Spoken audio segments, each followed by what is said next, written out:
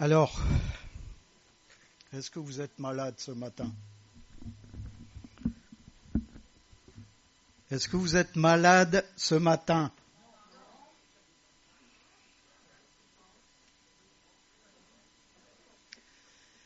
Est-ce que vous êtes malade spirituellement ce matin?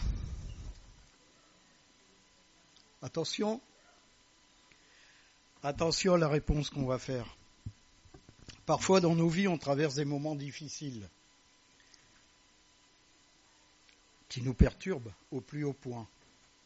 Et on commence à douter de Dieu. On commence à douter de son amour. On commence à douter de son existence. Pourquoi ça m'arrive à moi? Si Dieu m'aimait, ça ne m'arriverait pas. Si Dieu était amour, ça ne m'arriverait pas. Si on a le courage de faire le bilan spirituel, on s'aperçoit quoi? Qu'il est plutôt bas, voire nul.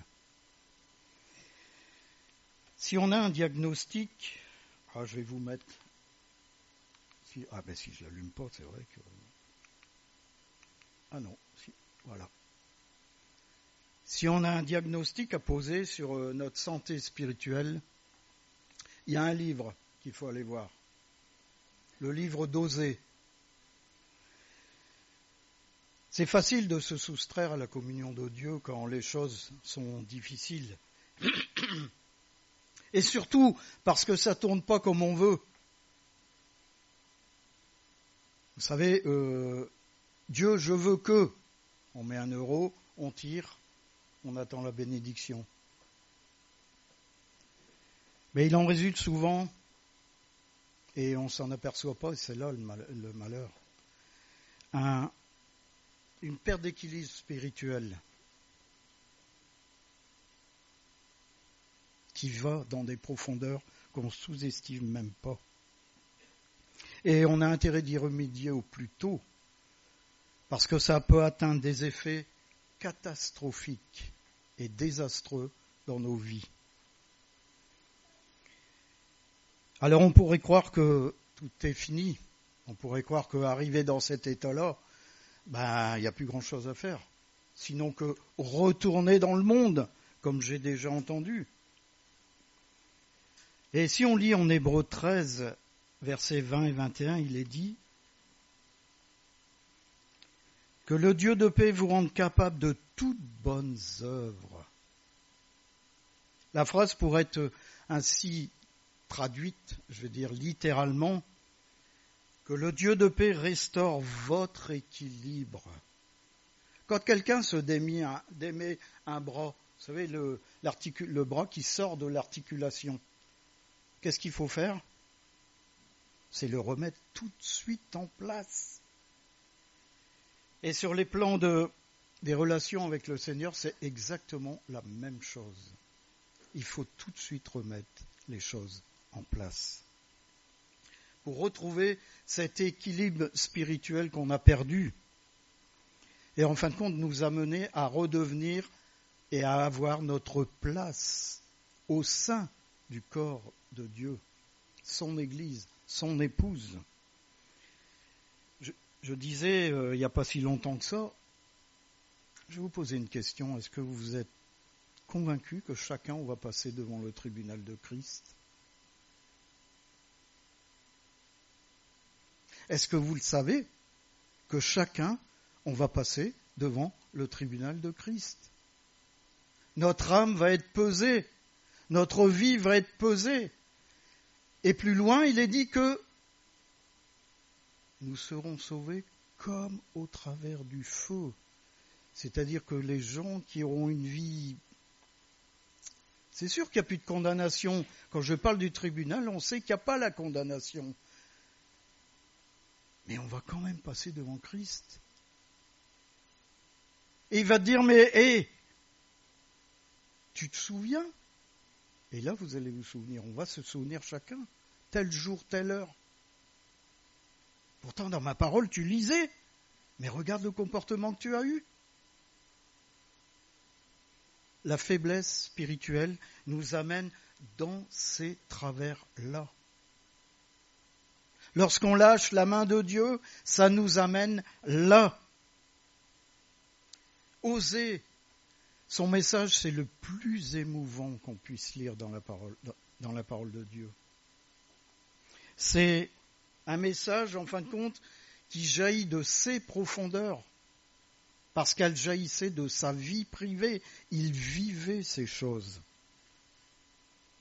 En fin de compte, Osée s'adresse à Éphraïm, qui en était le destinataire. C'est Dieu qui parlait, en fin de compte, aux 10 tribus du Nord, parmi lesquelles Éphraïm avait une place importante. Qu'est-ce que fait Osée ? Il pose un diagnostic sur le déclin spirituel d'Israël. Et c'était quoi, à votre avis ? Ce que vous êtes et ce que je suis peut-être ce matin ? La superficialité. Vous savez, quelque chose qui est léger, qui pèse pas lourd devant l'Éternel. Et regardez ce que Dieu dit. Que te ferai-je, Éphraïm ? Que te ferai-je, Juda ? Votre piété est comme la nuée du matin, comme la rosée qui bientôt se dissipe. Elle ne vaut rien. Et notre époque, ce monde d'aujourd'hui, est caractérisé par la superficialité. Vous avez la mode. On est atterré avec mon épouse quand on voit les gens qui sont tatoués. J'ai vu un tatouage hier qui m'a horrifié. Il y avait une dame qui se promenait dans un magasin. Alors vous imaginez, elle met des shorts, elle ne peut pas mettre de pantalon, vous ne verrez pas ce magnifique tatouage, devant une tête de mort, et derrière la représentation du visage de Jésus-Christ avec 3 croix du mont du Golgotha. Mais si, mais où on va ? Mais est-ce qu'on n'en fait pas parfois autant dans notre vie spirituelle ? Mélanger les choses de Dieu avec tout et n'importe quoi. Alors on dit, oui, mais je te prie, Seigneur, pour changer ça dans ma vie. Le problème, c'est qu'on ne lui laisse pas le temps d'agir. On est tellement pressé, on ne laisse pas le temps d'agir. Même quand on est convaincu de péché, lorsque le Seigneur pose son doigt sur quelque chose qui est dans notre vie,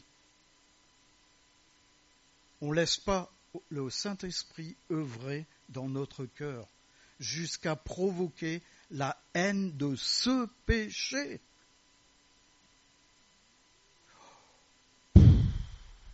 Dieu le fera bien un jour. Dieu est amour. En fin de compte, on prend ça avec légèreté. Avec légèreté. Parce qu'on se dit, j'ai pris le baptême. Parce qu'on se dit, je vais dans une église. Je suis sauvé.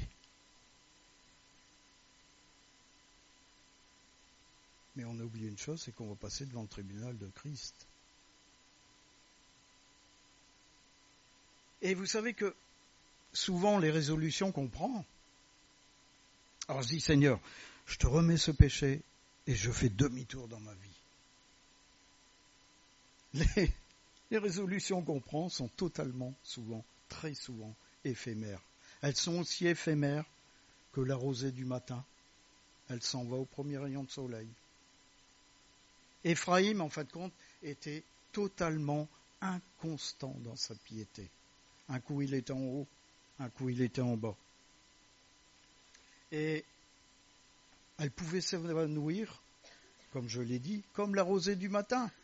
Tout disparaissait. Vous savez, au premier truc qui est difficile dans notre vie, on fout en l'air l'eau du bain et le bébé avec. On accuse Dieu. Mais attends, je veux t'apprendre la patience. On va en venir plus tard. Je veux t'apprendre l'amour. Je veux t'apprendre, en fin de compte, tu t'en aperçois même pas, les choses que tu n'as pas maintenant, aujourd'hui, dans ta vie. C'est ça, tout simplement, que je veux t'apprendre. Les choses que j'ai mis devant toi. Rappelez-vous, Jacques, mardi, on en a parlé. Les épreuves. C'est pas pour t'embêter. De toute façon, dans les épreuves, je suis toujours avec toi. C'est pour t'apprendre. Et on voit l'amour de Dieu. Parce que l'amour de Dieu dit, que te ferai-je, Ephraïm? Qu'est-ce que je peux faire de plus? Et souvent notre instabilité, notre superficialité rendent Dieu perplexe. Mais jusqu'où vais-je aller avec lui ou avec elle? Mais gloire à Dieu, on a des exemples dans la parole. Simon-Pierre, avant la Pentecôte, comment il était, Simon-Pierre? Au secours, au secours. Simon-Pierre, c'était tout et n'importe quoi. Il aimait pas le vide, il disait des bêtises. Des bêtises. Le jour où il a reçu l'Esprit de Dieu, il est devenu une colonne. Ça nous fait réfléchir sur: est-ce que j'ai réellement reçu l'Esprit de Dieu? Est-ce que j'ai été vraiment régénéré en Jésus-Christ? Un deuxième danger, c'est la sanctification partielle.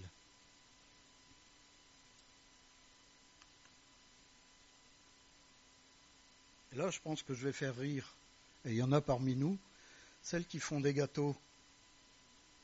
Éphraïm est un gâteau qui n'a pas été retourné, en Osée chapitre 7, verset 8. En fait, c'est une image qui était très familière aux Israélites. Aujourd'hui,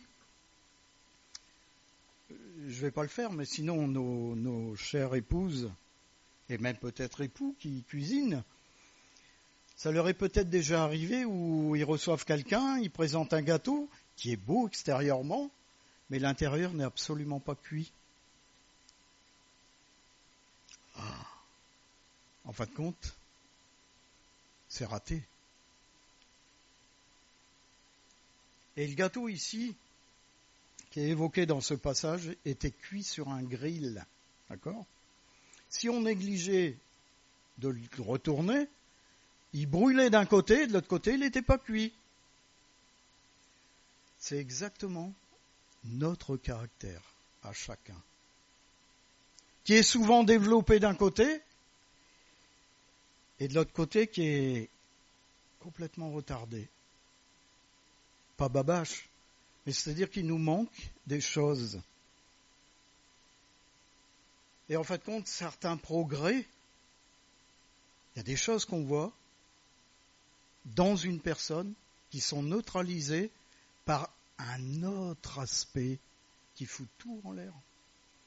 Vous avez beau avoir une partie du gâteau qui est magnifique, si l'autre côté n'est pas cuit, vous allez le jeter à la poubelle.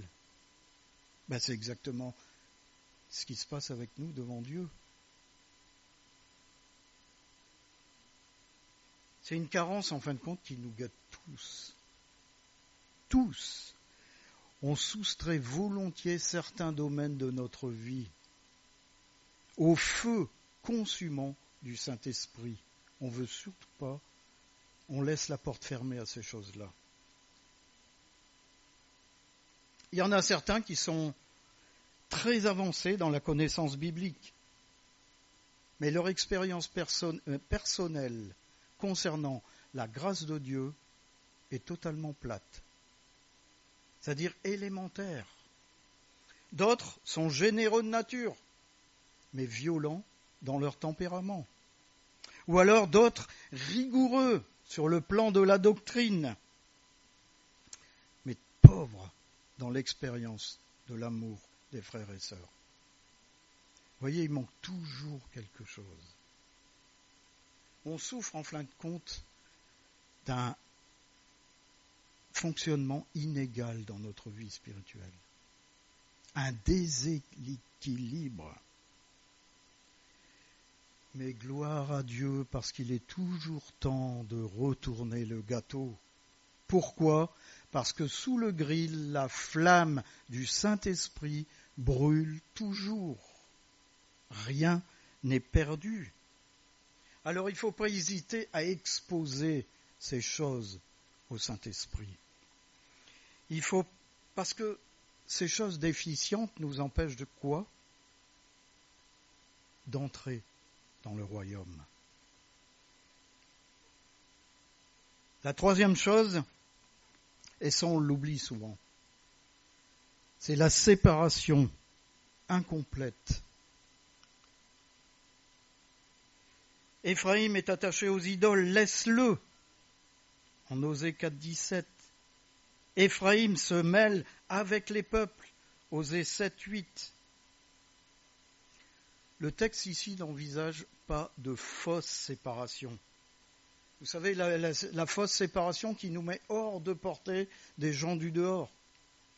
On est dans notre petit truc à nous on les laisse mourir.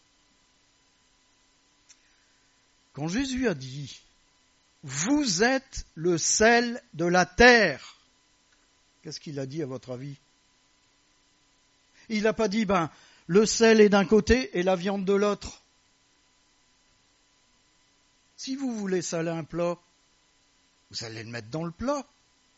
Dieu ne nous appelle pas à être dans notre petit truc et de laisser le monde livré au diable. Il nous appelle à amener le témoignage.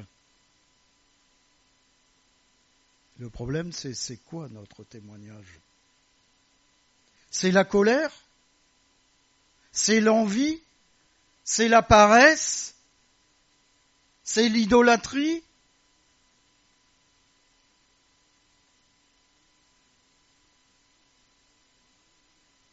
Même Jésus a été l'objet de la critique des pharisiens parce qu'il se mêlait au bas peuple.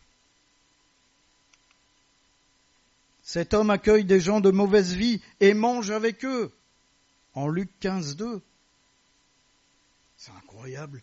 Il se dit fils de Dieu et il va avec le bas peuple. Est-ce qu'on en fait autant ?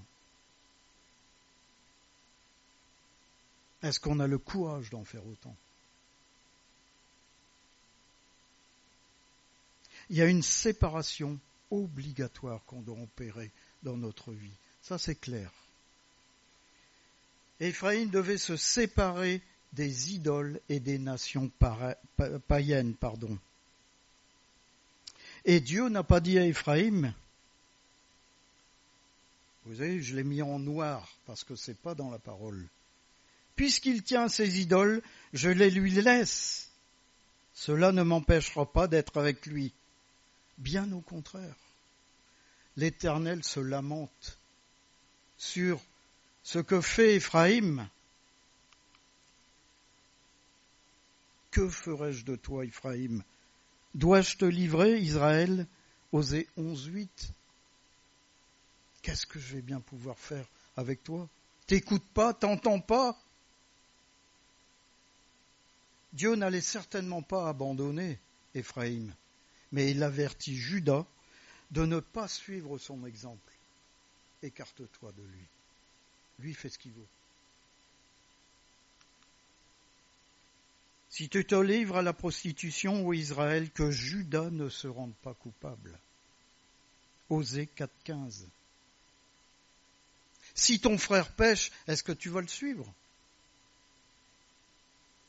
Si dans ta famille, on te demande de faire des choses complètement déréglées, est-ce que tu vas le faire parce que c'est ta famille ? Vous voyez, ça, c'est une preuve du déclin spirituel. C'est s'interdire des choses qui ne sont pas à la gloire de Dieu.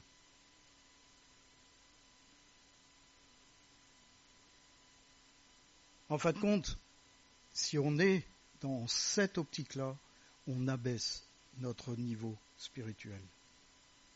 Et on donne de la confiture au cochon. Dieu dit, laisse-le.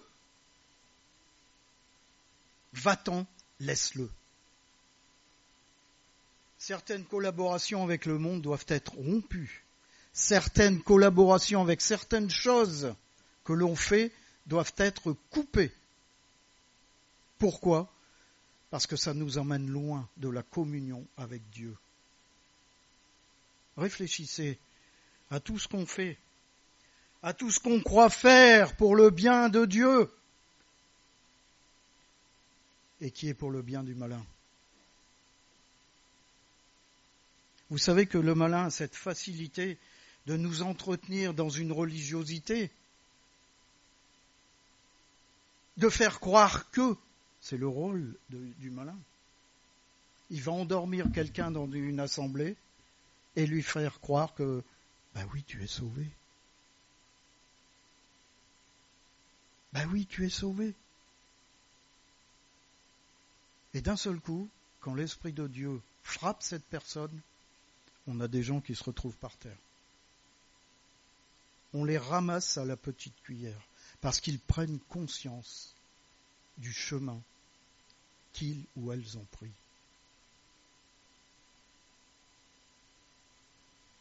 Le Seigneur était séparé des pécheurs.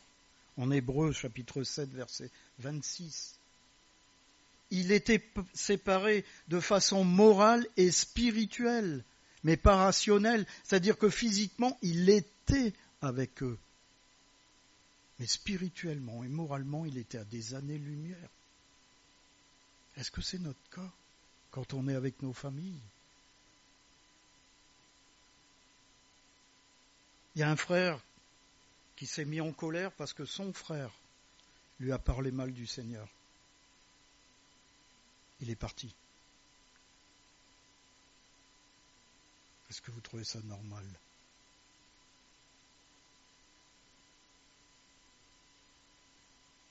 Et je parle un frère de sang, hein.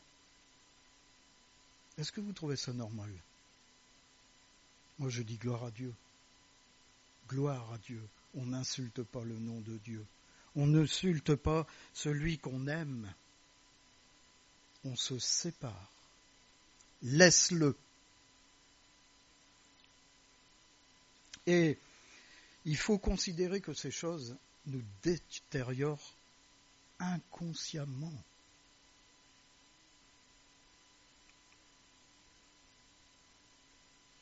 Oula, j'ai dû aller un peu trop loin. Voilà. Des étrangers consument sa force et il ne s'en doute pas. La vieillesse s'empare de lui et il ne s'en doute pas. Osée, chapitre 7, verset 9. On va parler des cheveux blancs. Les cheveux blancs, c'est quoi ? C'est un signe du déclin physique. C'est signe que l'on vieillit. Mais ces cheveux blancs, ils apparaissent progressivement. Rares, il y en a eu, mais rares sont les cas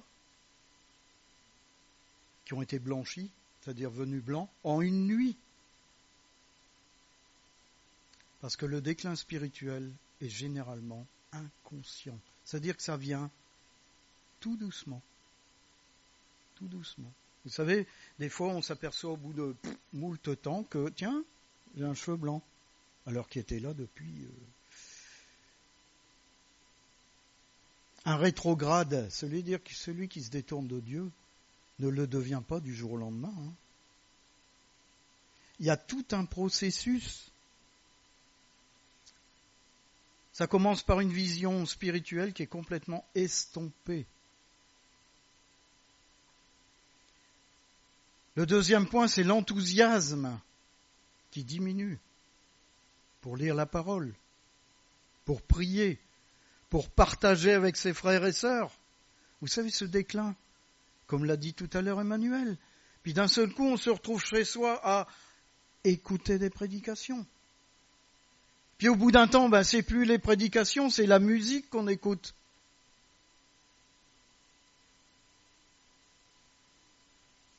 Et pourtant, l'amour de Dieu est toujours là. Nous, on l'a largué de notre vie.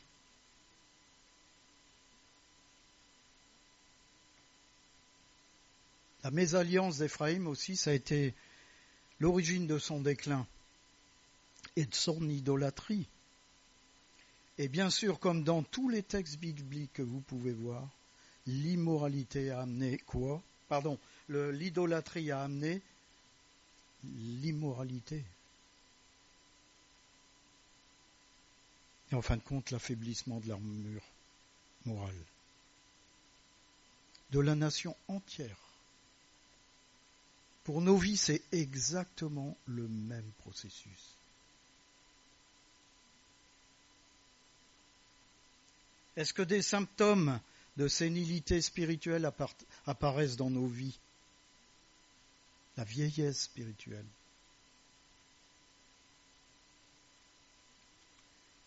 Il faut veiller à cela parce que le déclin, en fin de compte, fait son œuvre, même si nous sauvegardons les apparences.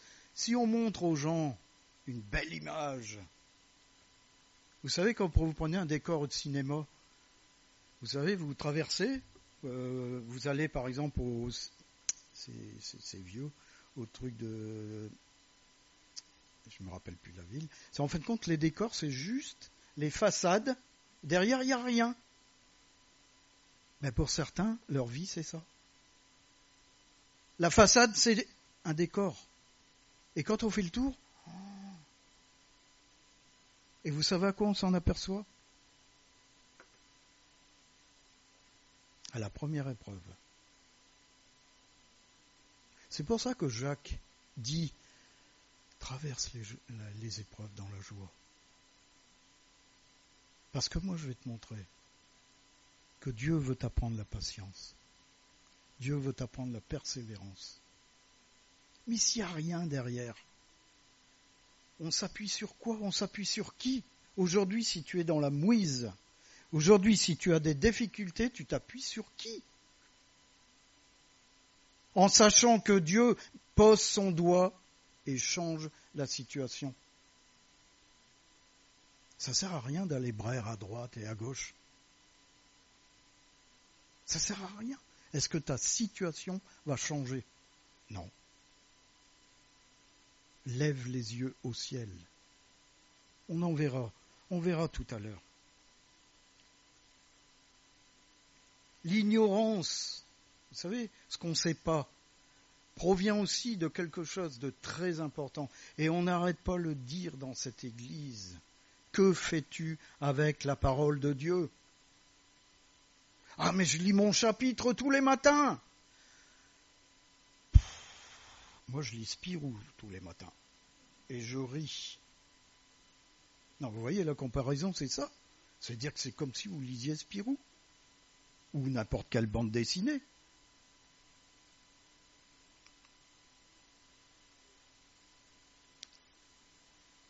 Ça, on va le voir le mardi soir. Quelque chose de très important. Jacques 1, 22, 25. Mettez en pratique la parole. C'est bien beau de faire des grands discours, mais si en arrière, je ne suis pas ce que je lis, ça sert à quoi ? Les gens ils vont me dire, mais Pascal, il y a 15 jours, tu as prêché sur l'amour, et aujourd'hui, je te vois en train de secouer José. Et je ne comprends pas. Ah, mais hors de question de pardonner à Alain. Ce qu'il m'a fait, c'est... Non, je ne peux pas lui pardonner. Ah, vous êtes en train de rire, mais est-ce qu'on ne l'a pas vécu, ça ? Est-ce qu'on ne l'a jamais vécu, ça ? Mettez en pratique la parole et ne vous bornez pas à l'écouter en vous trompant vous-même par de faux raisonnements. Ah, je suis chrétien, je suis sauvé, rien ne peut m'arriver. Si quelqu'un écoute la parole et ne la met pas en pratique, il est semblable à un homme qui regarde dans un miroir son visage naturel et qui, après s'être regardé, s'en va et oublie aussitôt comment il était. Vous savez, et je vais vous le redire une énième fois, Comment vous savez si vous êtes chrétien? Le meilleur des tests. Première épître de Jean. Première épître de Jean. Méditez le premier épître de Jean. Et vous me direz la vérité dans un mois peut-être, mais dites-moi la vérité dans un mois. Moi, ça a été, vous savez, les deux fils qui se joignent, ça fait des étincelles, ça a été ça pour moi. J'étais absolument pas chrétien. Quand j'ai commencé à lire, j'étais à des années-lumière de ce que je lisais. Qu'est-ce que j'ai fait? Oui, je suis pas ça, mais c'est pas grave, Dieu va agir. Oui, je suis parti. Est-ce que vous croyez vraiment que c'est ça que j'ai fait? Non. Je me suis mis à genoux, j'ai dit, Seigneur, je ne veux plus de ça dans ma vie. Je ne veux plus de ça. Mais celui qui aura plongé les regards dans la loi parfaite, la loi de la liberté, et qui aura persévéré, quelqu'un qui construit quelque chose, un potier, sa première cruche, il l'a réussi du premier coup. C'est faux. C'est faux. Vous pouvez discuter avec n'importe quel potier, vous dire, non, il a fallu des heures et des heures de travail. La persévérance, n'étant pas un auditeur oublieux.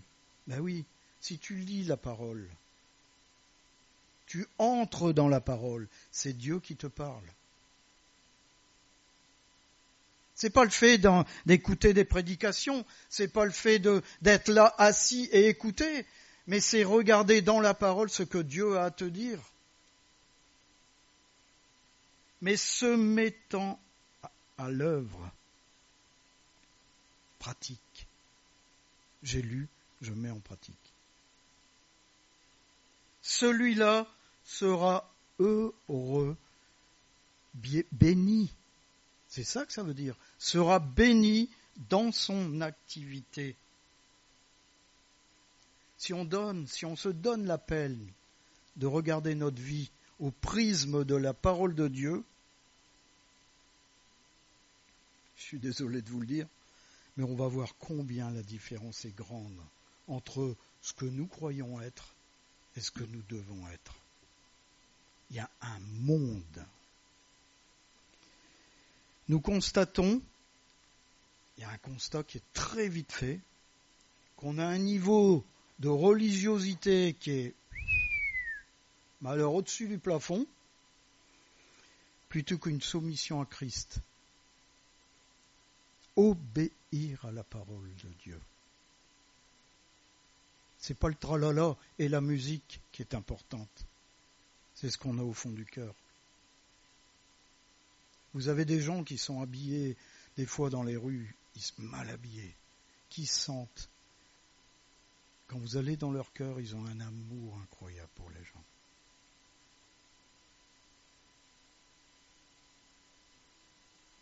Est-ce que le recul spirituel s'est amorcé parce qu'on était trop occupés pour mettre notre vie sur le grill de la parole de Dieu? Ou est-ce que peut-être on a une vue biaisée de notre vie spirituelle? C'est-à-dire qu'il y a des gens qui, je vous le répète, qui se croient à un niveau... Des fois, il faudrait même peut-être se coucher devant eux parce qu'ils sont super chrétiens, alors qu'ils ne sont rien du tout.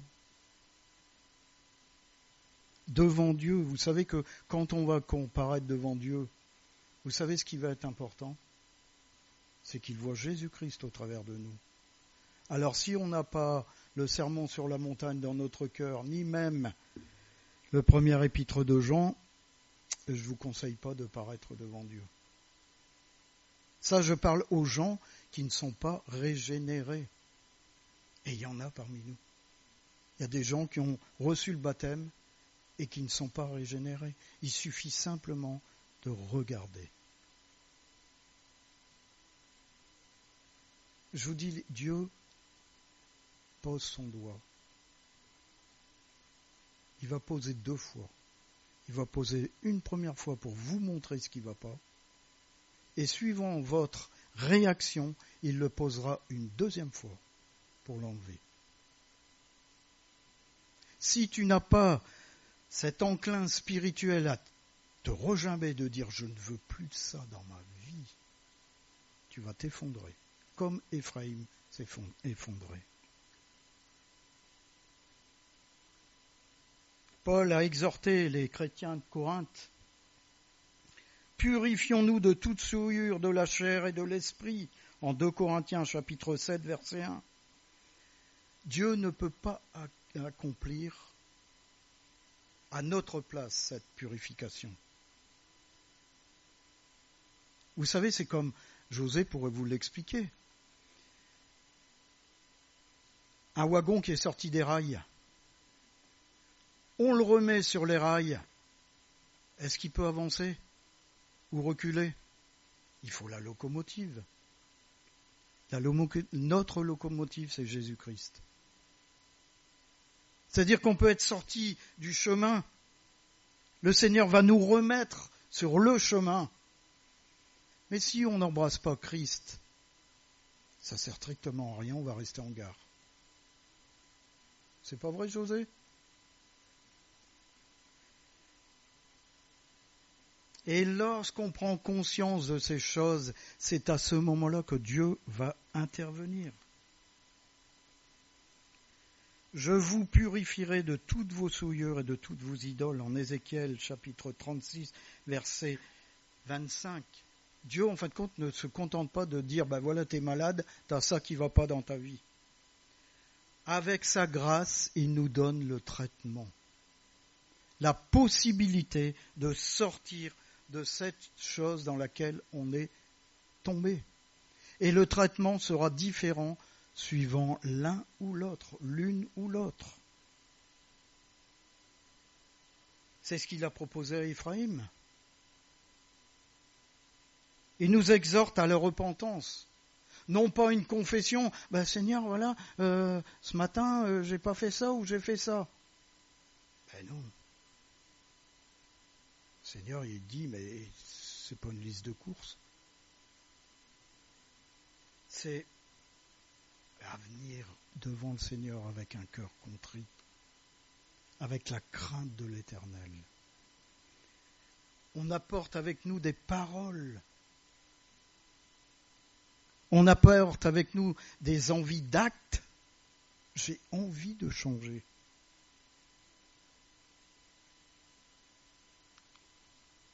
On dit à l'Éternel, pardonne toutes mes iniquités. Là, c'est marqué toutes les iniquités. Mais pardonne toutes mes iniquités. En Osée 14, verset 2. Et si nos péchés ont été commis délibérément, il faut les nommer un par un, sans en oublier un. Si ça prend 2 jours, ça prendra 2 jours. C'est pour votre salut. Ensuite, il nous appelle à renoncer aux alliances. Vous savez qu'Éphraïm avait fait un pacte avec les Assyriens. Et il était dépendant de la cavalerie égyptienne. Et ça a causé sa perte. En fin de compte, l'Éternel demande une rupture ferme et définitive de toutes les alliances qu'on aurait pu passer.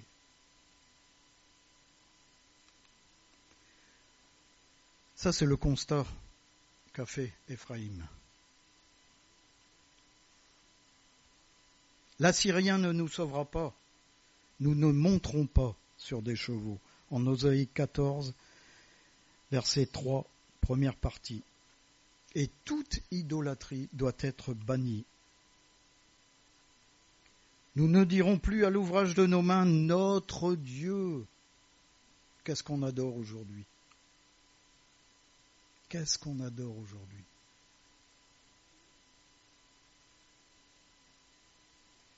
Dieu ne tolère rien d'autre que lui dans nos vies. Est-ce qu'on en a conscience?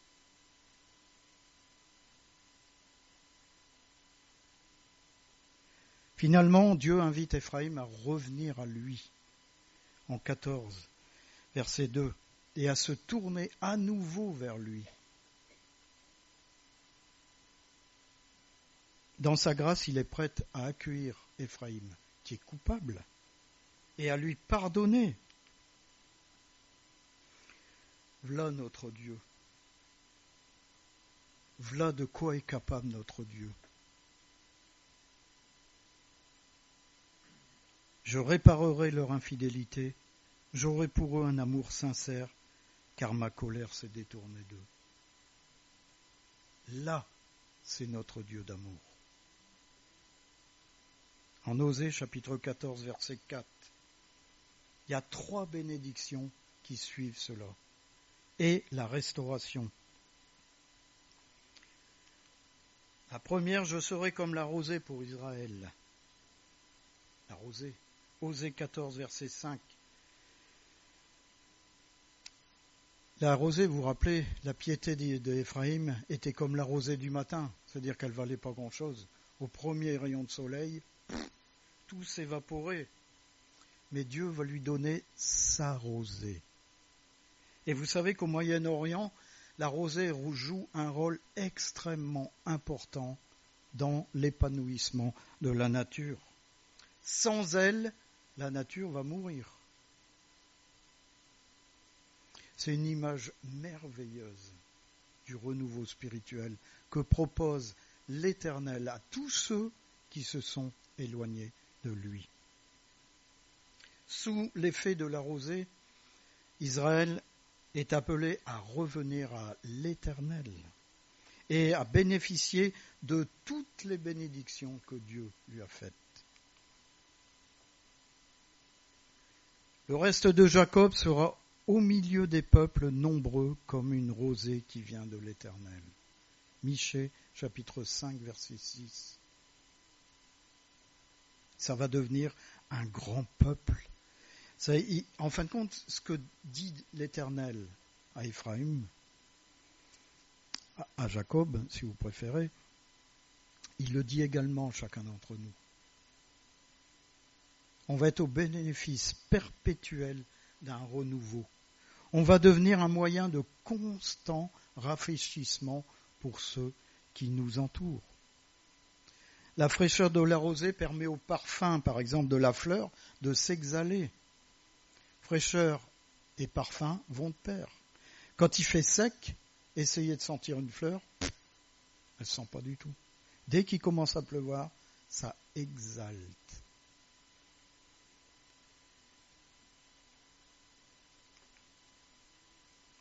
Dieu promet à Israël par son serviteur Osée, ses rameaux s'étendront, il aura la magnificence de l'olivier et les parfums du Liban.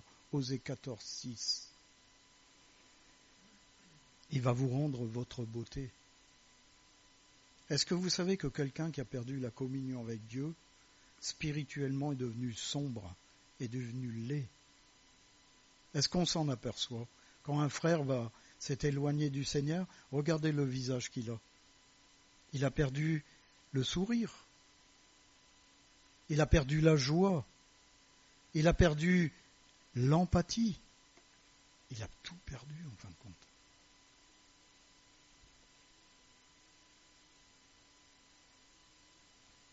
Et en fin de compte, on doit avoir ce parfum, le parfum de Jésus-Christ sur nous. Vous savez que quand Jésus était mort et les Juifs ont reconnu les apôtres, ils dirent, ils l'ont reconnu parce qu'ils les avaient vus avec Jésus. Ils avaient encore le parfum de Jésus, le parfum de la grâce de Jésus sur eux, en eux. Est-ce qu'on a le parfum de la grâce de Dieu en nous? Est-ce qu'on l'a? Est-ce qu'on l'a au point que le monde est attiré par nous? Qu'est-ce qu'il a de... Je voudrais savoir ce qu'il a de particulier pour être comme ça. Il lui arrive plein de choses et pourtant, il est dans la joie. Est-ce que tu as pris conscience de la grâce de Dieu dans ta vie? Est-ce que tu as pris conscience que l'Éternel a détourné sa colère de toi grâce à Jésus-Christ? On dit oui, mais est-ce qu'on a réellement conscience de ces choses?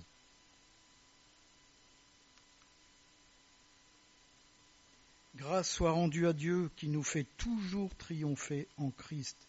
Ça, c'est une parole pour chacun d'entre vous. Et qui répand par nous en tout lieu l'odeur de sa connaissance. N'importe où on va, on amène Christ avec nous. Nous sommes en effet pour Dieu le parfum de Christ parmi ceux qui sont sauvés et parmi ceux qui périssent. Vous êtes ce matin le parfum de Christ. En 2 Corinthiens chapitre 2, versets 14 et 15.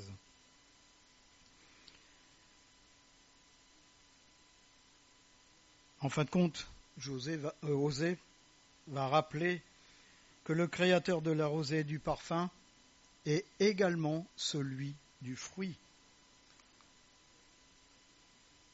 C'est 2 mois que tu recevras ton fruit. La branche cassée qui est détachée du tronc ne peut pas amener un fruit à maturité. Vous avez une pomme au bout d'une branche, vous coupez la branche, regardez la pomme au bout de 2 mois. Elle est morte. Il n'y a plus la sève qui passe. La sève, c'est l'Esprit de Dieu.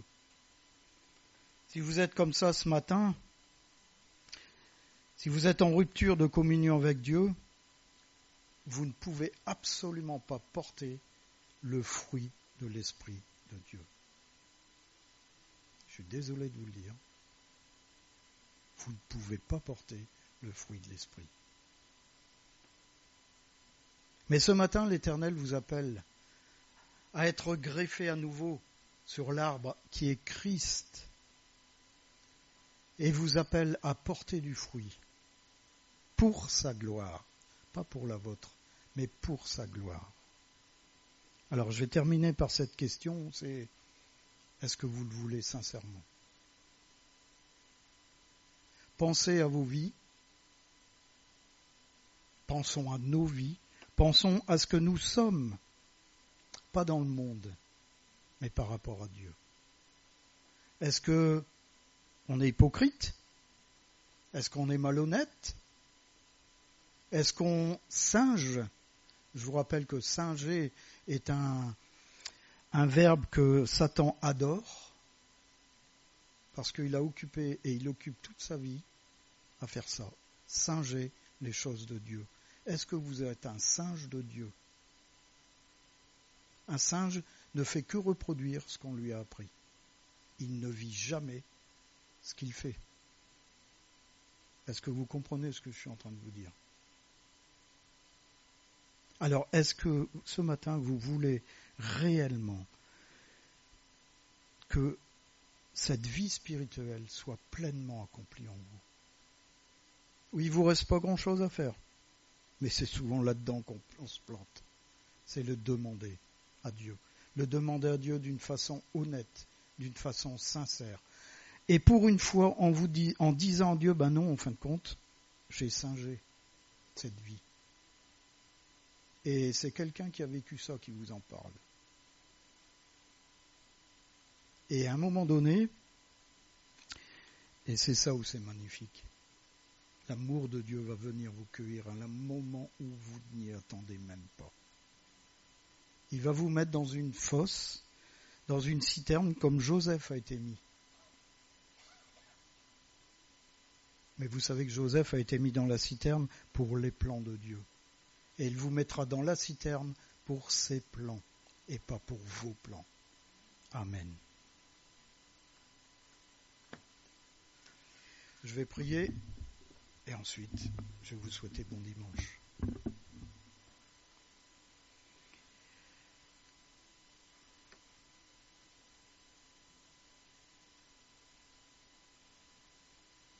Seigneur, je te demande pardon pour ma vie qui n'est pas parfaite. Et tu le sais. Mais Seigneur, tu sais aussi que je me tiens devant toi tous les jours pour recevoir de toi les bénédictions.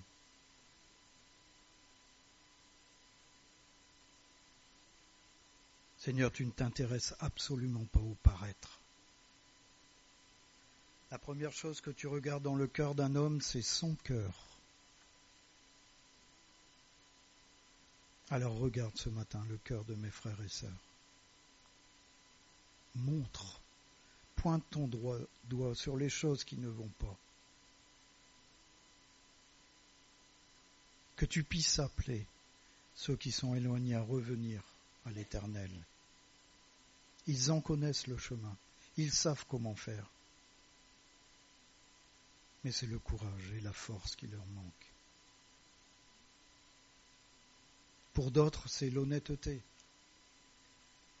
l'aveuglement de penser avoir une vie parfaite en toi. Mais montre-leur aussi, ouvre leurs yeux remplis d'écailles, afin qu'ils se voient dans le miroir et qu'ils puissent se lancer dans ta parole, dans les profondeurs de ta parole, pour revenir à toi aussi. Il y a tous ceux aussi qui tournent autour de toi sans s'approcher, parce qu'ils pensent que peut-être le temps n'est pas pour aujourd'hui, mais qu'ils se méfient parce qu'il est peut-être déjà trop tard. Alors Seigneur, j'appelle ton esprit à saisir ce matin les âmes de ceux que toi tu veux dans ton royaume. Seigneur, c'est pas nous à choisir. C'est pas nous à dire celui-là il peut, celui-là il ne peut pas. Mais c'est toi qui les choisis, Père. Alors choisis ce matin. Et Seigneur, je sais que les choses sont faites pour ta gloire, au nom de Jésus-Christ. Amen.